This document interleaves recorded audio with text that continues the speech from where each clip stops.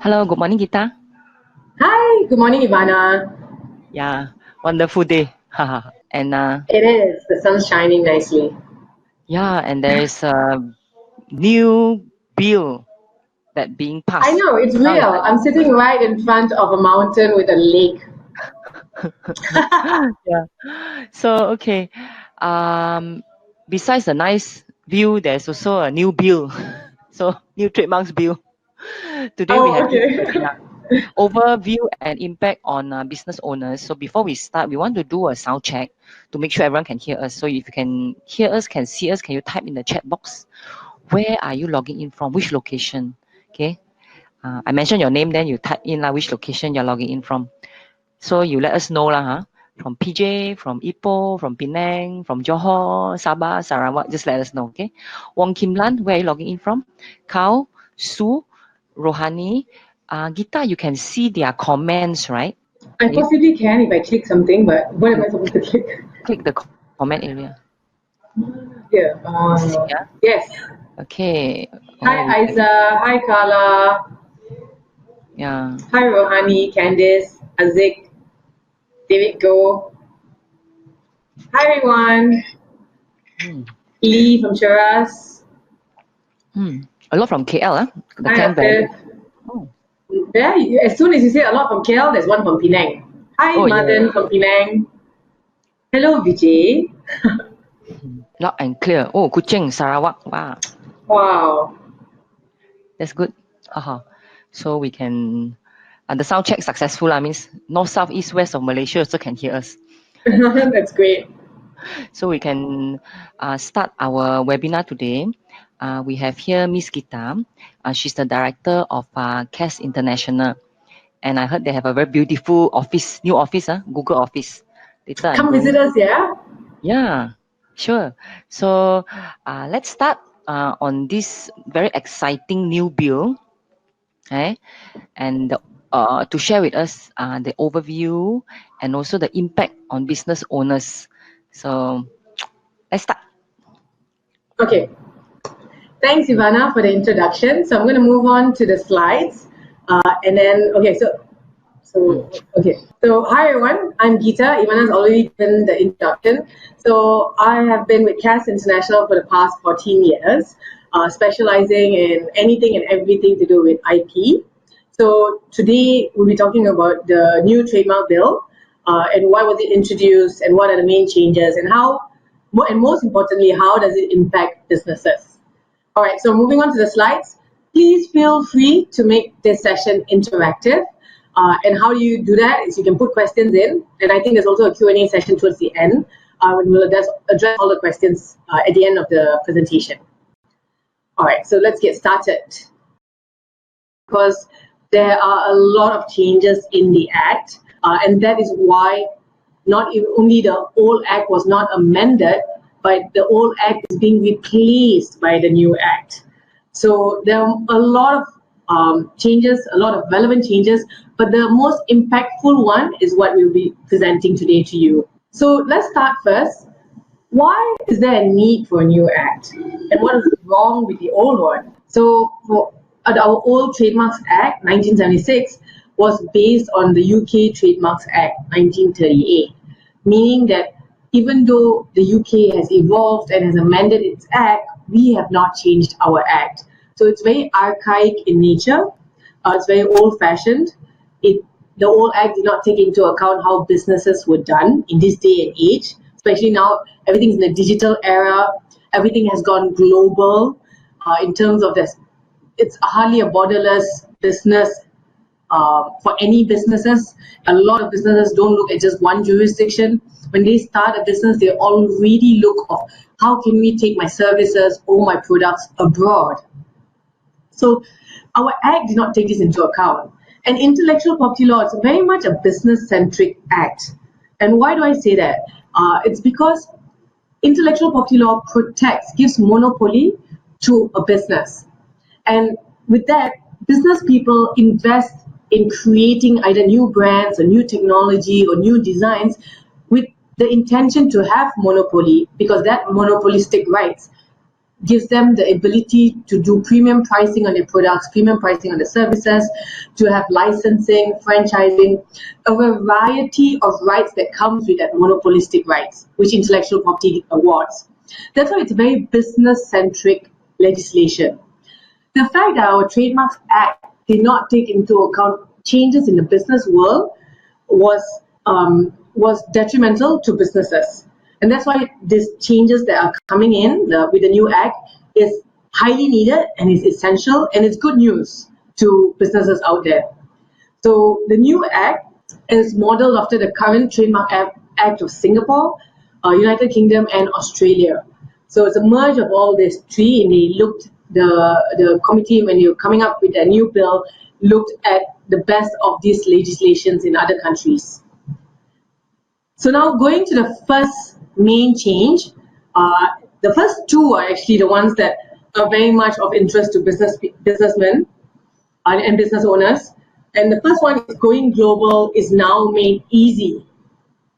So trademarks, for those who are not aware, are territorial in nature. This means that if I am exporting any products and I want to, my business venture now looks at the ASEAN market, or we look at the top big countries, top 5 big countries, you're looking at China, India, US, EU as a region, and Indonesia. So if you're looking at all these countries, when you build a brand and your reputation and goodwill increases, you have copycats in the marketplace. So you're looking at protecting that goodwill and reputation that you've created, so that when you protect this brand, you can actually take an action against those infringers or misusers. But how do you protect in 5 countries? Under the old act, the only avenue we had was to file individual applications in each of those 5 countries. So you're looking at filing in all those countries I mentioned earlier. Thankfully, in European Union, there is one application that can cover all the European Union countries. So that's called a regional application, and the name for that is EUTM, so EU trademark. But in countries where there isn't a regional application, you're looking at filing it individually, and that was under the old act. This was expensive. Imagine connecting with lawyers in each of those countries, requesting them to make an application for you. It is slow because of the process of you needing to actually get in touch with different lawyers, or even get in touch with your local IP expert, your local IP lawyer, and them to get in touch with various parties. The whole process is an expensive and a slow process. And there's a lot of hassle as well. And the reason there's a lot of hassle is each country has different trademark filing requirements. Some countries in the Middle East, they are known for the number of documents that you need to legalize and notarize. Legalization costs, you have to go to Putrajaya to have the documents legalized in the embassy or the relevant offices of each country. And this becomes really expensive. We have legalized documents for Ringgit Malaysia, 1,000 ringgit per document. Sometimes the application needs 3 documents to be legalized, and there's a 3,000 ringgit just in legalization fees. So the hassle of getting these documents legalized, notarized, and the variety of requirements in different countries makes the whole process of protecting your brand abroad quite cumbersome. And that brings us to the new system. So the new system, it looks at registration of trademarks in multiple jurisdictions. And this is done through 2 treaties that the country signed to. One's the Madrid Agreement and the Madrid Protocol. Together, they both call the Madrid system. We'll call it Madrid Protocol in these slides, in the presentation. So the new system is a centralized filing system, and it's cost-effective, faster, and simpler. Sorry, excuse me. So how is it cost-effective, faster, and simpler? By explaining to you how the process works, you can then see how it's cost-effective, faster, and simpler in the whole process. So I've skipped some slides, but to explain to you the whole system is essential. Then we can go back to the previous slides. Right. So how the trademark registration under the Madrid Protocol works is that the first application, the trademark application, is done at the base, at a home country. So let's say all Malaysian business owners, now they're looking at filing in a few countries, 5 to 10 countries, to protect their brand in the countries that they have ventured their business into. They're looking at protecting the brand in Malaysia first, or if they already have a trademark in Malaysia, they can also proceed with that to file a Madrid Protocol. But let's say it's a fresh trademark application. So they file a trademark application in Malaysia first, in a home country. And the Malaysian Intellectual Property Office, MIPO, will be the receiving office. They will then send the documents to the World Intellectual Property Organization. And in the World Intellectual Property Organization, which is based in Geneva, there's an office called an International Bureau. The International Bureau handles all Madrid Protocol applications. The International Bureau will do a basic examination, and they will then send these documents to countries that the business owner has designated in the initial stage. Meaning, if I knew I wanted to file in 5 to 10 countries, in the application to file the documents in the World IP Organization, we would have already designated, okay, we want to file in EU, we would like to file in the US, in China, in India, in Indonesia. And the IP International Bureau will then send these documents to the intellectual property offices in the jurisdictions I mentioned. So if you see the second building, examination in designated national offices, that is when the documents are sent to those countries. So how is it cost effective? Well, the business owner eliminates the need for lawyers in the entire process of sending that application to another country. This is all done in the administration level through the World IP Office and the national IP offices. There is a fee to be paid to the World Intellectual Property Organization because there is still administration being done in Geneva. So when we look at cost saving, it's very important that your IP expert actually compares the cost and analyzes, if you're filing these 5 countries, is it cheaper to do it to the Madrid Protocol system, or is it cheaper to do it directly? We have assisted clients on Madrid Protocol applications over the years, not through Malaysia, because Malaysia's Act, as you know, did not allow that system yet. So we used to file it through Vietnam and Singapore. In fact, 8 of the ASEAN countries have already acceded to the Madrid Protocol. Malaysia is one of the latecomers to the picture. So our local clients, although they could not file it through Malaysia, if they had an incorporated company in Vietnam or Singapore, we could file Madrid Protocol applications through that company. So that company, which is incorporated in those 2 jurisdictions, will then own the trademarks. So we have filed it before, where it is cost effective. So the question comes into comparing, is the business owner filing it in maybe 3 countries in ASEAN? If they're filing in 3 countries in ASEAN, it will be cheaper to go direct than to file a Madrid Protocol application to those 3 countries. And the reason we say this is because the cost, the International Bureau examination cost, sometimes can be high when you look at only filing in 3 countries. The system becomes extremely affordable and cost effective if you're looking at many countries and you're looking at countries where the currency can be onerous on the business owner. So you're looking at countries like EU, US, Australia, where everything is billed in a different currency and it can be expensive for the client. So you immediately eliminate the lawyer's fees, and that means it is very cost effective. So it's a true consideration. Whenever you're looking at filing, it's very important to get a comparison so you actually see, is it cost saving? Because in some situations, that cost saving element might not be there. So back to this, yes. This is how now it's a centralized filing system, which is cost effective, faster and simpler. Faster and simpler because of the fact that you're now dealing with one administrative office and they disseminate the information to the other national offices. This means that all the documents that you earlier required in each different country is no longer required. That hassle is taken away from the business owner. So we get this question very frequently in terms of, how does this work? Is it a universal application? And it's quite confusing because even when you apply in the Madrid Protocol application and it's examined at the International Bureau, they issue an international registration number. So it sounds like you have an international trademark registration. Hey, I can enforce this in any country because it's a registration number and it says it's an international registration number. So that's why it's misleading, and it's not. So what it is, it's not a universal application. It's not one application where you can protect your mark worldwide, as ideal as that would be for all business owners. It's not the case.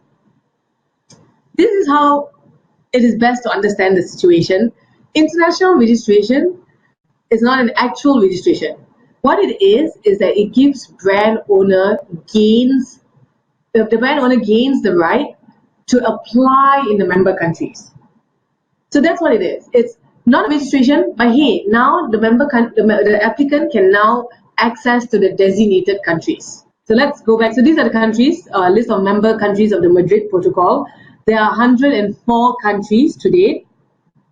Yeah, this is actually not the updated one, but there's 104. So if anyone would like to know the full list, let us know. We can email it to you. So back to here, in terms of the brand owner gains the right to apply in the member countries. In this slide, when the International Bureau has an international registration, issues an international registration number, it also means that the trademark can actually, the brand owner can actually designate a country at a later period.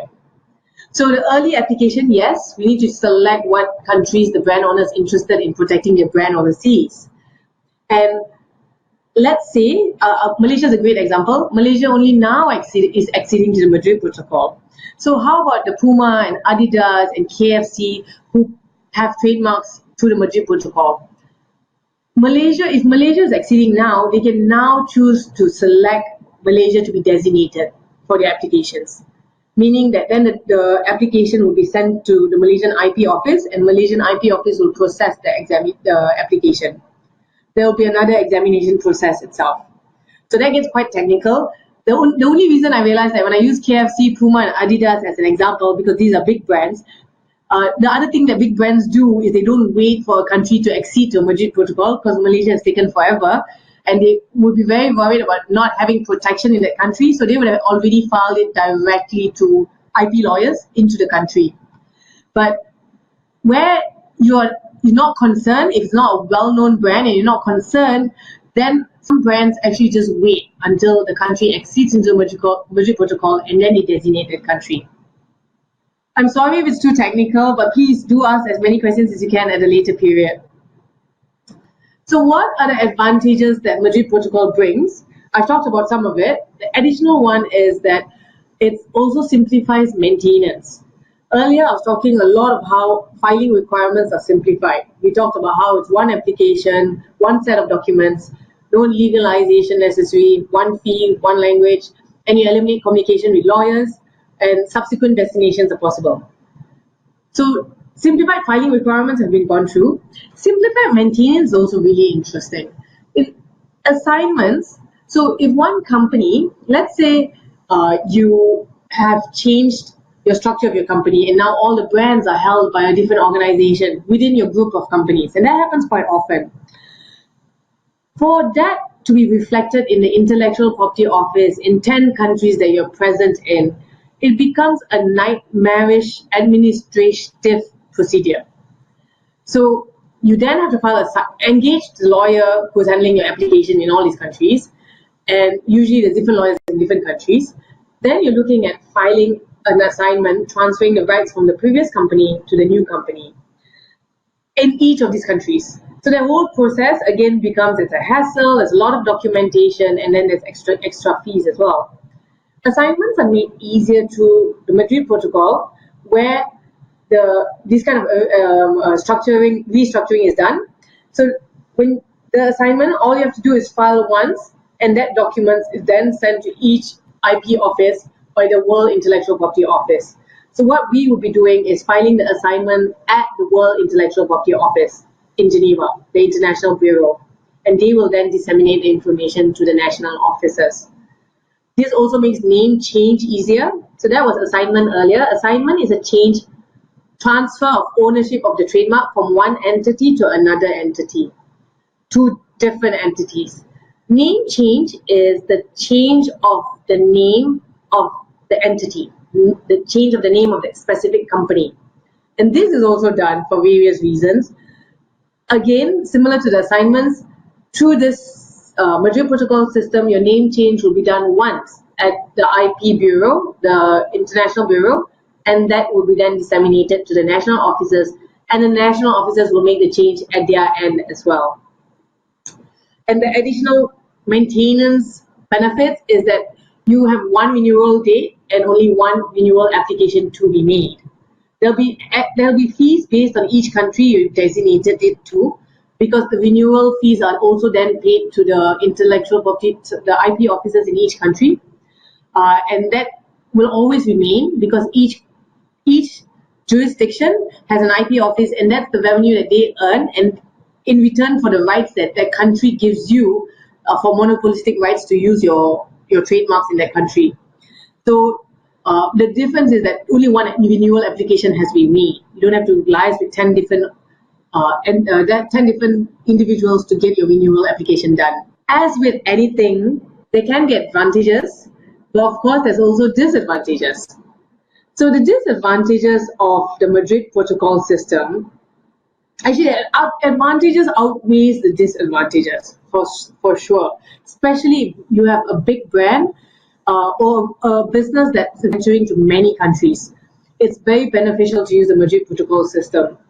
So the disadvantages, and there's strategies to overcome the disadvantages, but we won't be going too much into the strategies today. And the reason being is I'm still on point 1. We've got 6 more points to go to in terms of what the new act brings. So we'll not go into strategies on how to overcome these disadvantages during this presentation. But yeah, so the disadvantages is that there is a central attack, and the central attack makes it risky. I'll explain in a bit what central attack means. Second one is the description of goods or services can be limited. And thirdly, it can be expensive if the business owner is filing in just a few countries. So the third one I've already explained. Let's go to the first two. The first one, central attack. Central attack is where the home application, so earlier when I was talking about how Madrid Protocol application is done, there's always a home application that's needed, which is in Malaysia, we have to file a Malaysian trademark application with the Malaysian Intellectual Property Office first. And then an international application is done based on the home application. So the system is such that if anything happens to the home application in 5 years, with 5 years of filing the application, and the application is attacked either through opposition or objections, the international registration will be affected. So if your home application doesn't proceed to registration, the international registration will collapse, which means your subsequent designations will also collapse because subsequent designations are based on the international registration. The international registration, the one we file at World Intellectual Property Office, only becomes independent of the home registration after 5 years. So for 5 years, if anything happens to the home application, the entire foreign prosecution, the global prosecution and protection of your brand is at risk. It's vulnerable to risk. So that's the problem that the central attack, that's the problem that Madrid Protocol brings. And there has been a lot of talks to reduce the 5 years to 3 years because of the vulnerability of this provision, but nothing has been done yet. That's one of the disadvantages. So let's go to an example. So, because we get this question quite often, why would anyone do a central attack? What is the central attack for? And central attack is also a strategy for big brand owners who want to stop another company who's using a mark that's similar to theirs. And if they can attack their home application, the infringer or the misuser who's trying to protect the brand globally will face a lot of problems because the entire system collapses. So that's how it's advantageous to some companies to use central attack to attack people who are actually getting really close to their own trademark. So let's look at this example we have. A local company files iKitchen in Malaysia, and then they file an international registration and they designate 10 countries. So iKitchen could be for kitchen equipment or kitchen appliances. Apple, and this is just an example, yeah? It's not a true story, it's not an actual case that we're handling, so it's all for illustrative purposes. Apple opposes iKitchen in Malaysia. And the reason this example was provided is, I'm not sure whether you know of trademark cases or oppositions that happens all around the world. There's a lot of anything that is opposed by Apple. But just like Mac anything will be opposed or face litigation by McDonald's. So Apple opposes iKitchen in Malaysia and Apple succeeds. So they oppose, and opposition is where a third party can actually put a stop to a trademark application in any country. So here it's in Malaysia. So they oppose that application in Malaysia and Apple succeeds. What then happens to the international registration and subsequent designations in other countries? It collapses. So that's an example of this whole central attack at play. Next, we're going to the other disadvantage is description of goods or services. So description of the goods or services that's been filed. The international registration replicates the home application. So this means that anything that happens to the home application will be reflected in the documentation in Geneva. And that international registration will be disseminated to other countries. So if the home country is strict on the description of goods and services, and those who already have brands in many countries, you'll be actually really familiar with this. There are some countries that are super strict, including the US, Singapore also. So if it's strict on description of goods and services, this may limit the description. Because when the home country issues an objection regarding the description of goods and services, we then have to overcome that objection. And sometimes to overcome the objection, we need to limit the description. And if the description is limited in the home application, the international application will then also have the restricted description. Another example that we have is the home application is for iKitchen for class 21. During the examination, my examiner requests for restriction of goods from kitchen utensils to molds. And this will be reflected in the IR. Okay. So the home applications for iKitchen, the same example as earlier. Class 21 is for kitchen utensils or kitchen appliances. And in this example, the Malaysian Intellectual Property Examiner requests for restrictions on the goods from kitchen utensils to molds. So if that restriction is then followed through, the applicant and the business owner agrees with the restriction, that will be reflected in the international registration. And this identical limited description will then be disseminated to the other countries. So even though this objection was only faced in Malaysia, the business owner now has a limited description in all the other countries that they're seeking protection in. So this is another disadvantage that Madrid Protocol provides. Again, both central attack and description of goods can be, there are strategies to overcome these disadvantages, but it will be too long for us to discuss that today. If you do have any questions on that, do email us. We can address that separately. So this might be a question that you'd be wondering, why would the description be requested? Why would a limitation of the description be requested by the Intellectual Property Office in any country? So there's a few reasons. One of it is, if the description that you have, let's say, the iKitchen, for example, or let's take another example this time around. Let's say you have a clothing brand, and clothing fall under class 25. So let's say you have a clothing brand of clothes, headwear, and footwear, and you're only selling clothes at the moment, and this brand has an overlapping description. That description overlaps with another trademark, and another trademark that's selling their brand for headwear. So if I'm not selling headwear, but the fact that my brand now overlaps with another brand that's similar and they sell headwear, how do I coexist? if I'm not bothered about headwear, I just got that registration thinking that, oh, let me get it wider because maybe in 5 years down the line, I'll want to start producing headwear under my brand. So the fact that it overlaps, and if it overlaps to the extent that the consumers will be confused, the intellectual property office will ask you to limit the goods so that there's no overlap. So that's an example. Another example where limitation is requested to be limited is where the description is vague and it has to be defined further or limited so that it's clearer. So some goods sometimes fall under various classes, different classes. So the example here we have is household containers in class 21, containers of metal fall under class 6, and containers not of metal falls under class 20. So it can fall under different classes. If it's not defined properly, the IP office will ask you to limit it so it falls under a specific class. And there are also requests in some IP offices to ensure that it follows the specific guidance, the standard guidance that they have in each country.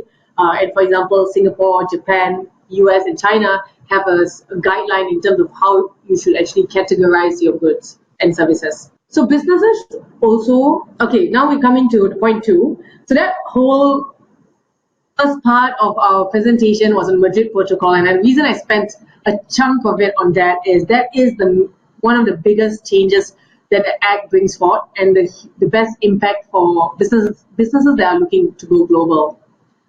Second impact is that businesses should revisit their unique selling point. So that's what intellectual property is about. In terms of unique selling point, we look at what businesses have different in their business, be it whether is it the brand, the technology they use, the design. So what experience are they bringing to their customer? Is that experience or the product or the service, is it protectable? Is that unique selling point protectable? That's what IP is about, because if it's protectable, it gives you a monopolistic right. So traditionally, the brands were all visual representations. And these are some of the examples that we have. And you can see, when you look at San Francisco coffee, you think of the coffee. You look at Hartalega, you think of gloves. You look at Genting, well, they're in many industries now, so you think of many things. And you look at Gucci, so you immediately think of the products and services, the level of quality they have, the experience that they give to the consumer.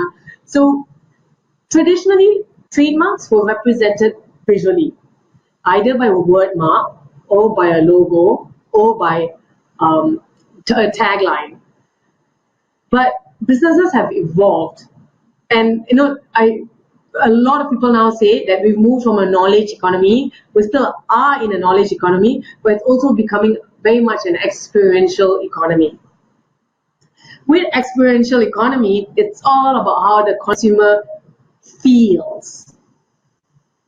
So now we look at unique selling points having other senses of the consumer in mind. You got the sense of smell, the sense of hearing, sense of touch. So businesses have evolved to this extent. This is where non-traditional trademarks started to be created. So trademarks basically is anything that defines the source of origin of the product. And this means that there are other elements in that product that could signify that it comes from a certain company. It has a certain quality because it comes from that specific organization. The law has now caught up with the fact that this is happening in the business world, and this is where non-traditional trademarks are now, in the new Act, allowed to be protected. So let's take it further, since you might not know what am I talking about. Think of the following and tell us, and think of which company comes to mind. The color purple for chocolates. Do use your chat box. Type in your chat box, because it'll be interesting to actually see what you think about. And it's really important to make it interactive because I do not have you right in front of me screaming out answers. But yes, so the color purple for chocolates. 80% of you would either think this or be typing this. Cadbury. So Cadbury has registered its color purple for chocolates as a non-traditional trademark in many countries. They've had issues in some countries as well because there's another Swiss manufacturer who also uses the color purple, but a different shade. But anyway, you can see how without me saying the brand of the company that actually produces these chocolates, you already thought of the brand. The color purple, and you're all thinking must be Cadbury. Because they did not change their color for years. It's always been that color. They're known for that color. The fact that if they had no brand on their packaging and you just look at the packaging and it's color purple, you would think it's Cadbury.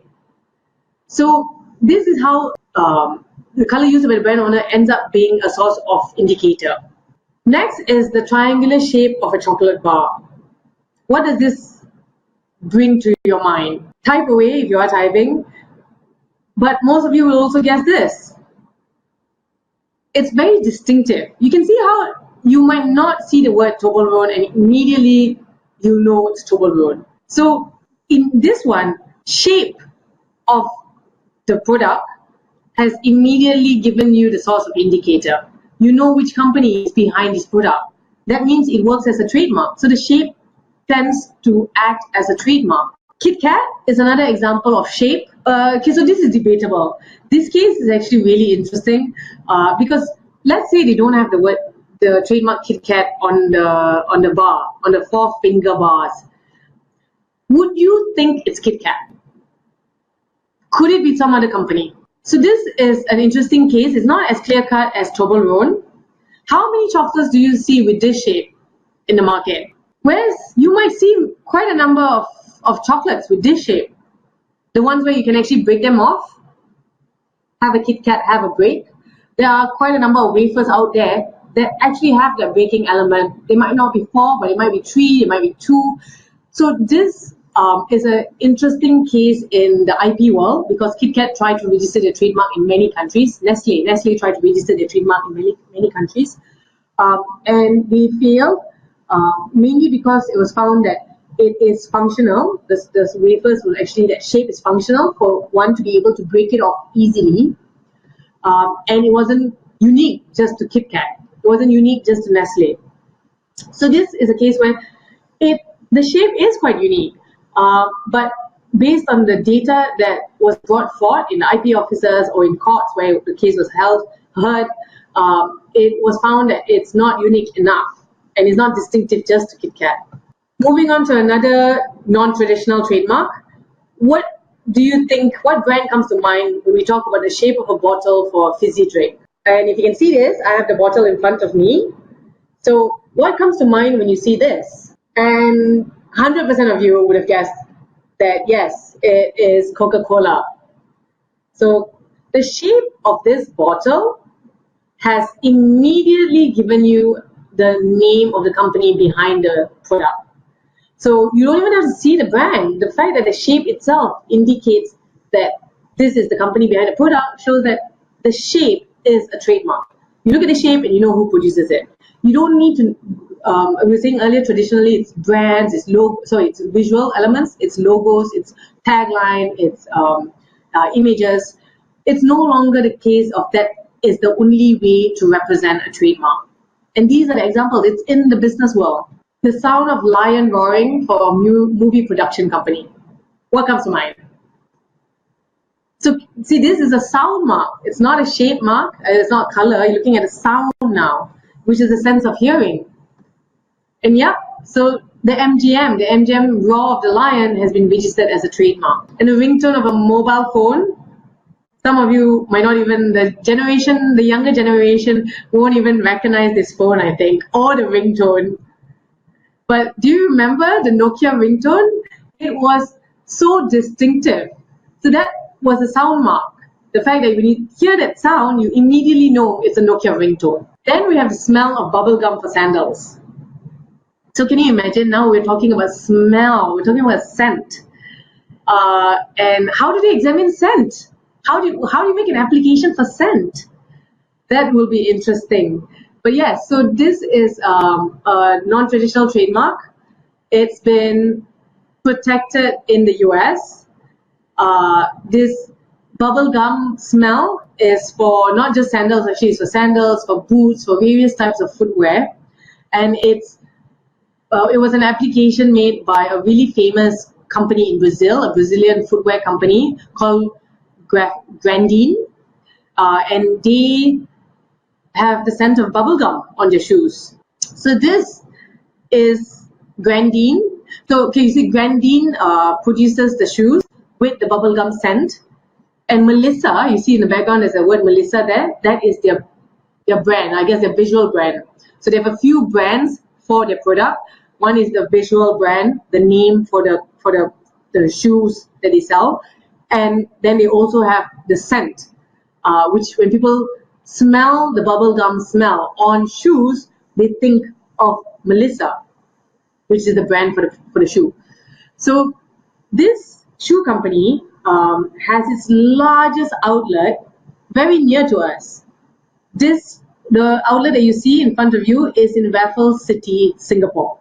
So very interesting. This is what the owner who's brought the brand into Singapore says.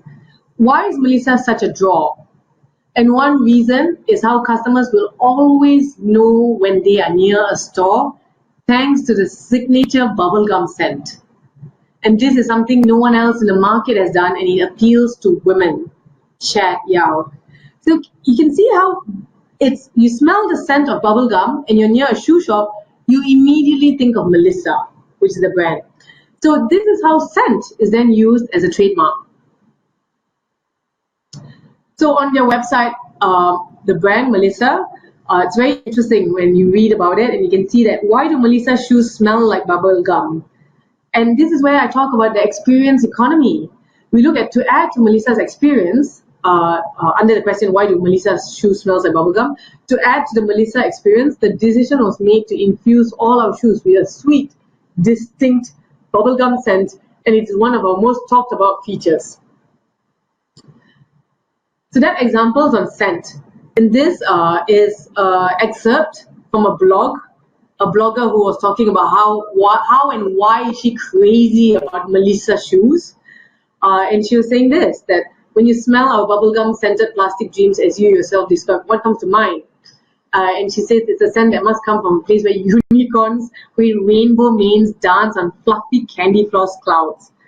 And then she talks about how the last sentence, my shoe cabinet is right at the entrance of the flat. So visitors who come here for the first time often ask about bubblegum scent.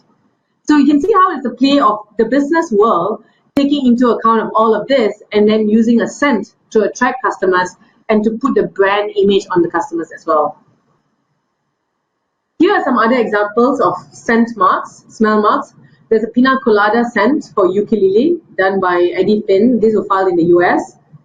A mint scent for pain relief patches. This was done by a Japanese company in the US as well, Hisamitsu Pharmaceutical. And a musky vanilla fragrance for toy modeling compound by Hasbro. So did you know that Play-Doh has registered its smell for its modeling compounds? And you can see here in the US register, it's a non-visual Play-Doh scent mark.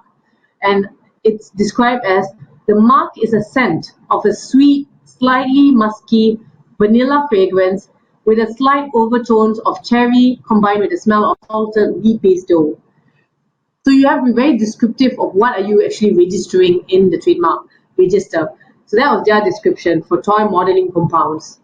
So you know, what is interesting is all of these brands, the non-traditional trademarks have existed in other countries for many years. Malaysia is just playing a catch-up game. The first trademark, the first scent mark for smells that was registered in US was filed as back as early as 1990, which was 29 years ago. So this is us actually catching up in terms of business and law. But what is really important is that it is not extremely easy to have a non-traditional trademark registered. One of the requirements is that these marks must be graphically represented and they should not be functional. So when we talk about graphically represented, with the color purple for Cadbury, we have to specify which Pantone color is it and be very specific in that. can't just say the color purple. You go narrow down to which specific tone is it. Then you're looking at the smell. For smell, you have to submit a very clear description of what it is, and you also have to give a specimen to the IP office. So in the Hasbro case, they submitted a can of Play-Doh to the United States of America's IP office. And in the Malaysia case, Grandin submitted a pair of sandals to the IP examiner for them to actually examine the scent on it.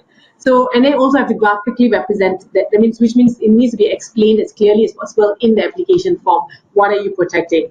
That becomes quite difficult because sometimes it's not easy to graphically represent a non-traditional trademark. So the other thing that must not be functional. And the reason for this is that if it is functional, it doesn't serve to be a brand. A brand denotes the source of origin of the product. So for that reason, these companies, for example, any companies that produces perfumes and air fresheners cannot be registered as a smell trademark because their function, the function of the perfume, the function of the air freshener is to produce smell. So that's why these are not allowed to be registered as trademarks. And this is an example of the Japanese company, the way that they describe their scent in the application form. A smell produced by a mixture of highly concentrated methyl salicylate and menthol. So it gets very, it needs to be extremely specific. So although it's difficult, so yes, it's very difficult to have a trademark, non-traditional trademark registered. It's a lot easier to have your visual representation registered. But the good news is, at least now the business owners have that option. The fact that before this they didn't even have the option to protect such marks is detrimental. So now that they have the protection to protect this new genre of trademarks, it's something that they should look at. So revisiting your unique selling points is crucial. Right, so let's go to the third biggest change in the Trademarks Act. Good news is it's again cost saving. Multi-class trademarks now are possible and it's cost saving. So it's very wordy. So all you need to do is actually just listen. So trademark registrations are divided into 45 classes, which means that not everything under the sun can be protected when someone has a brand. So if I have a brand, Coca-Cola is actually going to be a bad example because they probably have it registered under many classes. But let's say my brand, Coca-Cola, is only used for drinks. That class would be class 29 or 28. 29 for drinks. No, sorry, I think it's 31 or 32 for beverages. But yes, so it's only a specific class for drinks.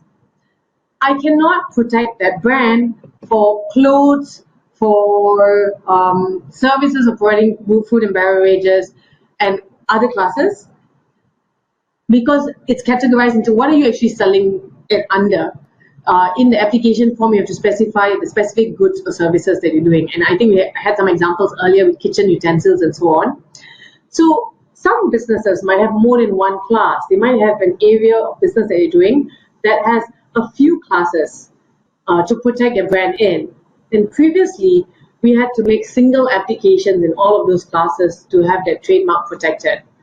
But where now there's the same trademark being used on different categories of goods, we can file a multi-class application under the new law, under the new act. That means that the brand owner saves cost. There's a lot of cost saving in that new provision because they don't have to incur fees 3 times, they incur the fee once. So this is another example. For example, if a brand owner for a restaurant, so this is how the interplay of classes come in, and there are many people in the restaurant industry, so we use that as an example. So let's say you have a brand ABC and you've applied for the trademark for food and beverage, class 43, but you so happen to also sell spices and food products in your restaurant or in hypermarkets.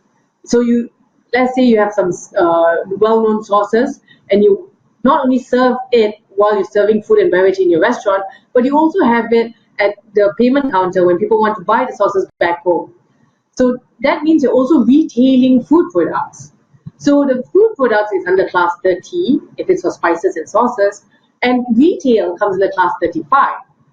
And e-commerce retail as well. So we're selling it online, available on Lazada, 11th Street, all the e-commerce sites. That means you're retailing it online, that's an e-commerce site, that's class 35. And if you're franchising, you have an ABC restaurant, you want to take it to Penang, you want to take it to Malacca and Johor, and you're opening up franchises, that is class 35. So you can see how it's one business, but in the trademark world, what protection you're seeking, we have to then categorize what classes you have to register and protect it in. So filing a multi-class application is good news for business owners. So moving on to the fourth tip is trademarks can be used as financial instruments. So what this is that a trademark is now an asset that you can use to get collateral from banks, from financial institutions. So you can actually get loans, business loans from trademarks because the Act now recognizes it.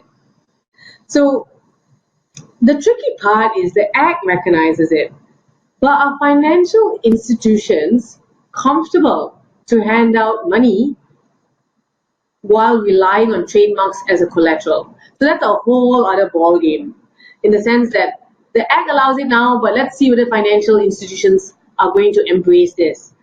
They might embrace brands that have been around for a while, and that is because the brands have been around long enough for goodwill and reputation to build up. So there is value in the brand. But how about brands that are new? Will they use that as a collateral? So that's a huge question mark. But good news being, brands around for a while may have a chance to get business loans or any loans from financial institutions using trademarks as collateral. And on the fifth update is that the scope of protection for IP owners, brand owners is wider now. Previously, with a certificate of registration, they can actually sue a third party for misusing their brand if an identical mark is used on identical goods or services. Otherwise, brand owners have to go through a common law tort of passing off, and that is more difficult to prove in court because we have to bring forward a lot of evidence to establish a case of passing off. In infringement, it's a lot easier in the sense that it's a certificate and this is my rights. I have registered my rights in Malaysia. He is trespassing my trademark rights. So please make him stop. Get an injunction against him. That's the whole argument in court with a certificate of registration. So an infringement action is usually easier to establish than a passing off action. But yes, so previously it was a much narrower protection, because identical mark can only be taking an action against someone else who's using an identical mark on identical goods as well. Now, with the changes in the law, the owner of that mark can also sue a third party who's using an identical mark on related goods. So not in identical goods, goods that might be complementary or ancillary to what I do now. Okay, let's talk about some examples. So earlier examples come to mind again. So class 25 is for clothing, footwear, and headwear. And class 14 is for accessories. So many fashion houses don't just sell clothes, don't just sell footwear. Take Zara and take Mango, for example. They also sell accessories. And that is not in class 25. That's in class 14. Class 18 is for handbags. So sometimes, as the business starts out, you might not be in all the classes immediately. You might not be producing various types of goods under that industry. You might just start out with one. This is where the Act helps you, because even though you have registration under class 25, if an identical mark is used on the other classes, the related classes, you have avenue to actually sue them for trademark infringement, the misusers, the third parties. And the earlier example comes to play again in the restaurant example we had earlier. Class 30 is for food products, class 43 is for restaurants, and 35 for franchising. So similar to that, if you have registration in one class and you don't have protection in the other two classes, your scope is wider. You can actually still sue someone if they are in related classes and you're using an identical trademark. So that's for the scope of protection. Moving on to the sixth update or the tips for business owners. It's very important for business owners to know this. very frequently we get business owners approaching us saying that a third party in the marketplace using a brand that's very similar to mine, send them a letter, send them a legal letter. And sometimes the brands are very different. There might be some similarity. So earlier, when you send a cease and desist letter that doesn't have very strong grounds for the claim or the allegation, there's no avenue under the Trademark Act for the person receiving the letter to take an action against the person who has sent them the letter. And I don't know how many of you have had this experience before, but when you receive a cease and desist letter, it puts you in a state of panic, in a state of anxiety, because you're running a business and suddenly someone's telling you stop using your brand. And worst of all, we've had clients who receive those letters, not just themselves, their distributors receive the letter, the franchisees receive the letter. So you've got chain or supply chain over there, people that's connected to you, who are all coming to you and saying, what are you going to do about this? I'm going to stop the business with selling your products or services because I'm scared. I don't want to get sued. So it's actually extremely detrimental for the business when they receive a cease and desist letter, or their related parties receive a cease and desist letter. And sometimes these letters have baseless allegations. So now with the new act, those receiving these groundless threats, baseless allegations, will have remedies. So what they can do, they can now apply to the court for a declaration that these threats are unjustifiable, that an injunction against the continuance of the threats to be put in place, and they can claim damages in respect of any loss that has come up from the act, from the threats. So earlier I was saying that distributors and franchisees could come to you and say, do something about this. In the meantime, while you resolve this matter, I'm not going to be selling under your brand. And let's take the Cha Time example. When Cha Time and T-Live were in battle in court, can you imagine how the franchisees were feeling? The Cha Time franchisees who were asked to rebrand to T-Live. So this is the kind of fear that they would have. And that's why this addition to the Act, this amendment, is actually extremely crucial so that it doesn't disrupt business unnecessarily. So what does that mean? The fact that now the person receiving the letter can actually take an action in court, put a stopper to it, and even sue for damages. This means there's three things that business owners should do before sending that letter. They should, of course, get expert opinion on the validity of the allegation, be very, very, very, very confident that their allegation is full of grounds, there's base and there's justification for it, and they should conduct a thorough investigation before sending the cease and desist letter, and don't make decisions on their own. Seek intellectual property expert advice, because it's too much of a risk to issue such letters. Lastly is our seventh tip. Here what we have is the new Act now provides a 10,000 ringgit fine for trademarks that claim to be registered when they're not registered. This means if you have a trademark and you've got the R and a circle around it and you do not have it registered, there's no certificate of registration from the IP office in Malaysia, you can be liable for a fine. So the old Acts had that it's unlawful to claim that you're a registered trademark when you're not a registered trademark, but the old Act did not state the penalty. The new Act, the difference that the new Act has brought is now there is a penalty. Right, so that brings us to the end of the presentation, and you have 7 key changes and their impact on business. The bill has been heard in Parliament, but do remember that it's not enforced yet. So we have a lot of people asking us about the Madrid Protocol applications. Understanding it is crucial at this point, because once you understand the flow, when the Act is enforced, we can then start initiating the process on your behalf to register globally. But right now, we can't issue any, we can't, none of this applies right now because the Act's not enforced. So very important to know that the Acts are always supported by regulations.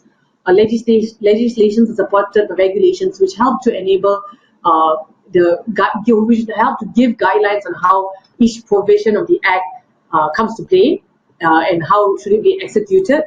Those regulations are also not out yet.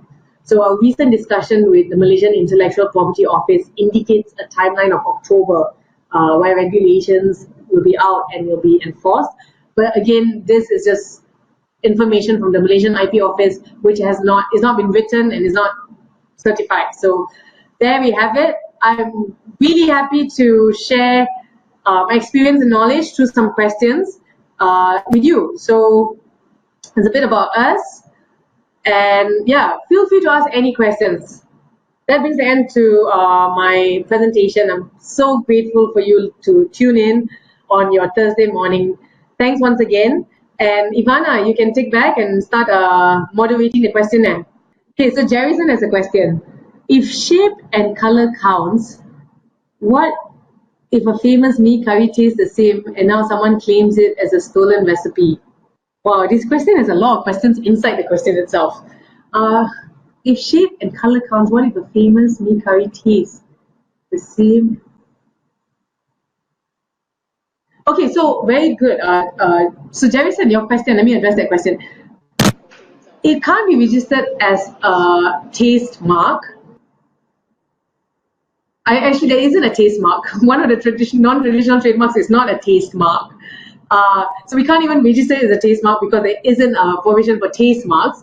But even if there is a provision for taste marks as a non-traditional trademark, this is functional. It's a taste for food. So just like how a scent of a perfume cannot be registered as a trademark, scent of an air freshener cannot be registered as a trademark, because that's the purpose of the product itself. The purpose of the product is to be tasty for it to be eaten. So we can't register that as a trademark. And when you talk about stolen recipe, okay, that might not be addressed in this presentation, because stolen recipe, we're looking at trade secrets. And yes, but yes, thanks for the question. Very interesting question. David, on a roll of what if brand does not register a Malaysian application, registers an international application? Would it be sufficient? We can't go direct to the World Intellectual Property Office and file an application with them. They need a base application. So earlier I was saying that we have experience filing Madrid Protocol through Singapore and Vietnam. We had to file a base application in Singapore, we had to file a base application in Vietnam, and then the application is submitted to the World Intellectual Property Office. So thanks for that question. Welcome everyone. I'm glad that you found it informative, and I really appreciate the feedback. So thank you so much. All right, so let's look at David Hong's question. Were there any provisions relating to parallel imports addressed in the new Trademarks Bill 2019? That actually is a very good question. I recall, I do not remember it being so different from the old Act for it to be highlighted in the presentation now. So I think there were, because a lot of things were revamped. So there must be provisions that addresses parallel imports. But I don't think the changes were as drastic as the ones that were presented today. But I can email you specifically on that, David Hong. Anyone has any other questions? Did I miss any? Yeah, I don't think I missed any. So thank you so much, everyone, for tuning in. I hope that what you learned can actually be used in your business. And yeah, take into consideration the fact that a lot of good things come out of the Act. A lot of cost-saving benefits and assisting you to go global. All right, that's it for me, Geeta from CAS. And thanks, Ivana, for hosting me today. And I will tune out.